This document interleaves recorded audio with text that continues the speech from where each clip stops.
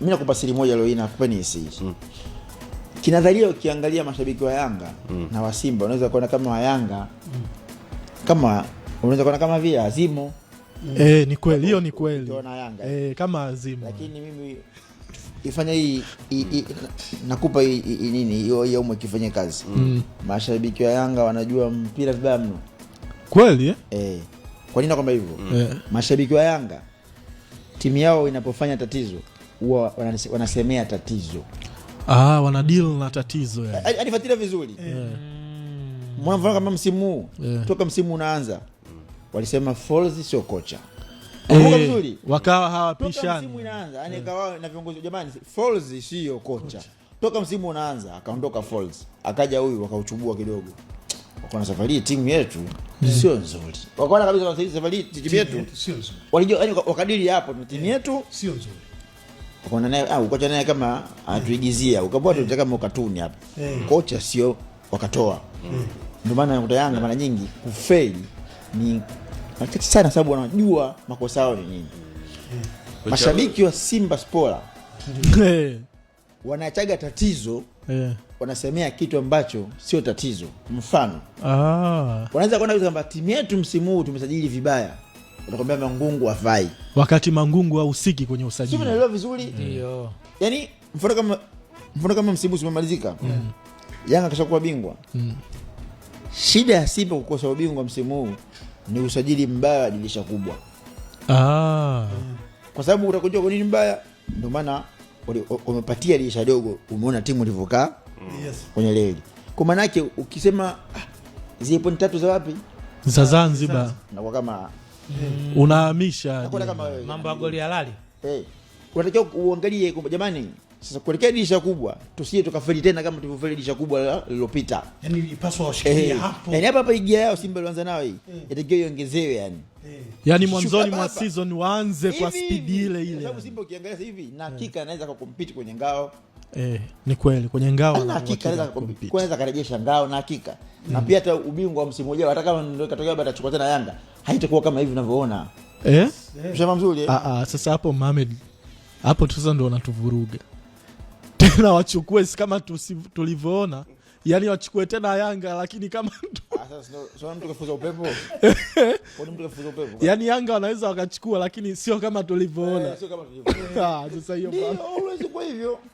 Ushafahamu vizuri? Kwa hiyo maana yake wasidili na propaganda. Ndio ogopa ukiona jambo wanalianzisha viongozi. Hiyo ni propaganda. Yaani uko na agenda fulani imeshikiliwa na Yaani ni mnalisha matango poli. Nyinyi kama shabiki, hiyo shabiki ndio anajenga timu. Siku zote sikombe mtu. Sahihi. Shabiki ndio anajenga timu. Sahihi.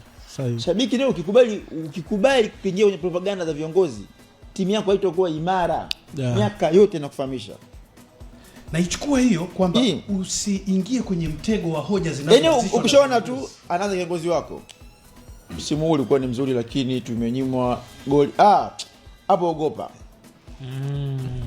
Rudi nyuma kwanza hivi. Hii ni propaganda yani wanavua wanajua kuna ile wanavua matatizo yao. Wanaleta tatizo lingine. Sasa mshabiki sio anatakiwa mtu tofauti na kiongozi. Unajua mshabiki anatakiwa tofauti na kiongozi wako. Aone zaidi. Sio uniform mashabiki. Sio uniform. Alafu unajua Mohamed hata wakijifunza kwa upande wa pili ambao umewasema hawa viongozi wa Young Africans mara nyingi wanapata ile guts na kiburi kutoka kwa mashabiki wao. Unakumbuka hata last season wao ndio walisema hata kama tutakatwa alama tutanini lakini tusipeleke yani. Kwa nini? Kwa sababu viongozi wao wanasimamia kwenye ukweli mara nyingi. Mfano kama ile mechi ilivyoahirishwa wakasimamia kwenye ukweli. Kwa mechi imeahirishwa wakatoa sababu zao, afu baada hapo wakaachia nani mashabiki rukeni nao. Kimya. Na mashabiki walishikilia lile moja yani.